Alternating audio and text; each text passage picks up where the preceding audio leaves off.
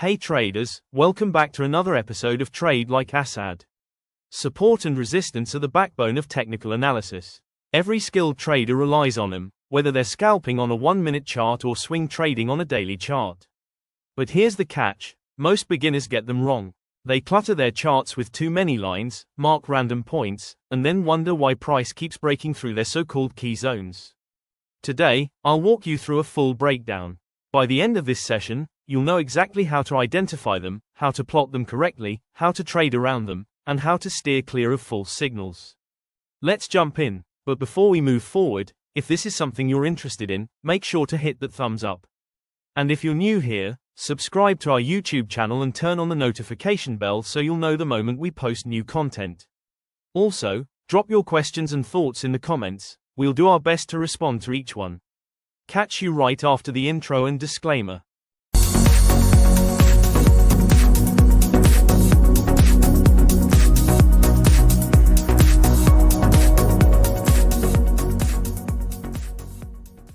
We'll begin with line charts so you can grasp the core idea without any visual clutter. Then, we'll move on to candlestick charts so you can see how it works in real market conditions.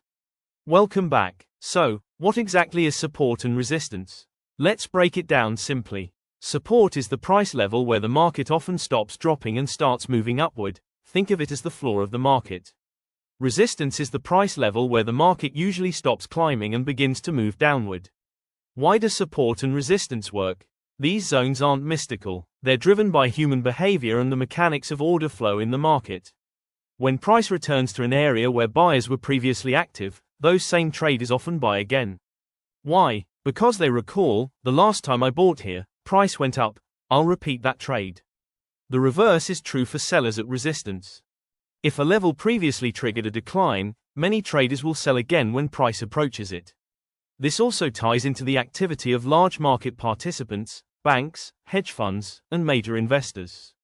They don't usually place their entire order at once, instead, they scale into positions. If they accumulated heavily at a specific level, they'll often defend it when the market retests that area. That's why these zones tend to hold, they mark points where supply and demand are unbalanced. Now, identifying key levels is where many beginners make their first big mistake. They label every small rebound as support and every minor dip as resistance, turning their chart into a mess of lines that's nearly impossible to trade. The key is to focus on major levels, the ones that trigger significant market moves. A strong level will have at least two clear touches where price reacted noticeably. The more times price reacts without breaking, the stronger that level becomes. And here's a golden principle: levels from higher time frames carry more weight. A support level on the daily chart is more influential than one on the 4-hour chart, and the 4-hour level is stronger than a 1-hour level. For instance, if you spot a daily resistance that's been tested 3 times, that's a major barrier in the market. Traders worldwide are watching it, which only reinforces its strength. Now, let's talk about drawing improperly. This is the second common mistake I notice. Many traders plot a single thin line to mark support or resistance. But here's the reality: price doesn't move like a pinpoint laser, it moves within zones.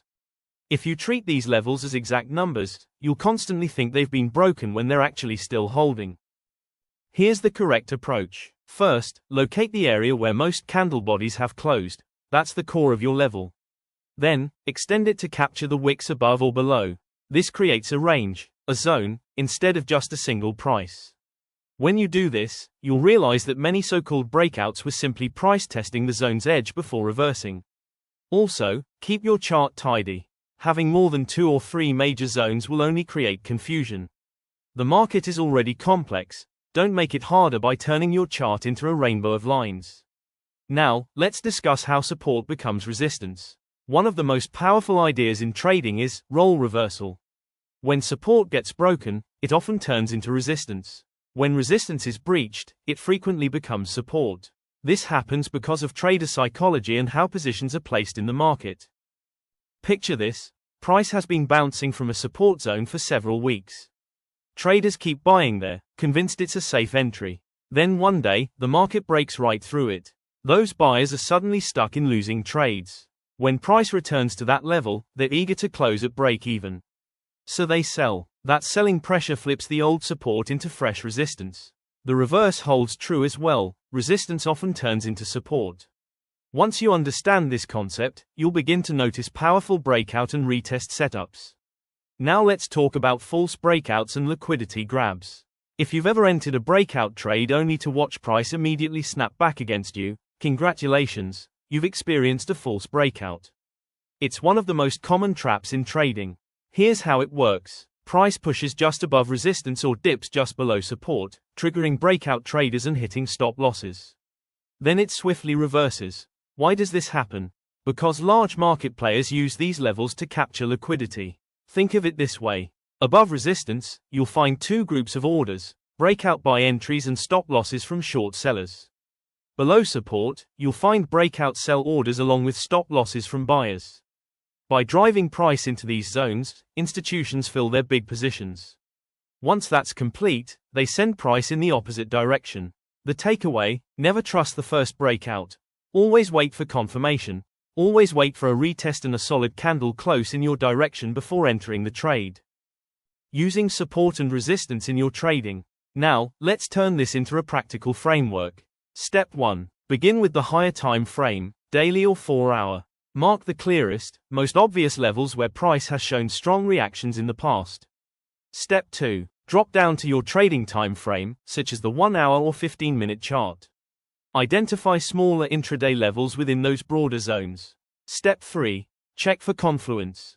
Is there another factor aligning with this level? Maybe a trend line, a moving average, a supply and demand zone, or a fair value gap. The more elements lining up, the stronger your setup becomes. Step 4. Wait for price action confirmation. Look for a break of structure, a change of character, or clear rejection candles before committing to a trade.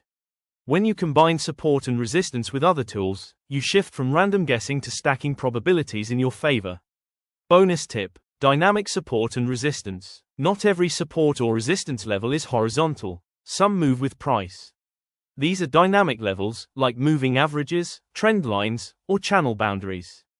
In strong trends, price often reacts to these levels multiple times. But remember, dynamic levels are usually weaker than major horizontal zones.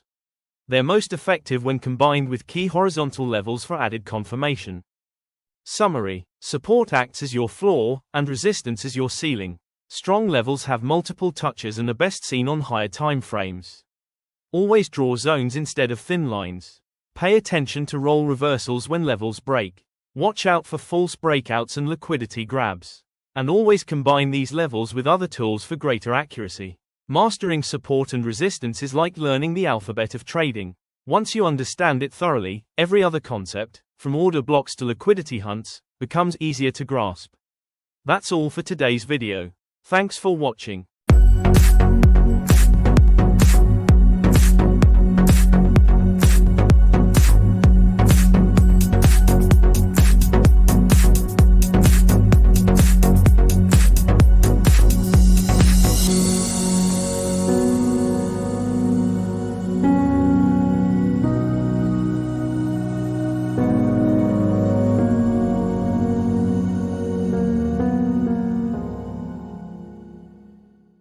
I hope you found some value in this video. If you did, please give it a thumbs up and consider subscribing to our channel for more trading strategies and insights. Also, feel free to drop a comment if you have any questions. We'll do our best to respond to all of them. See you in the next episode.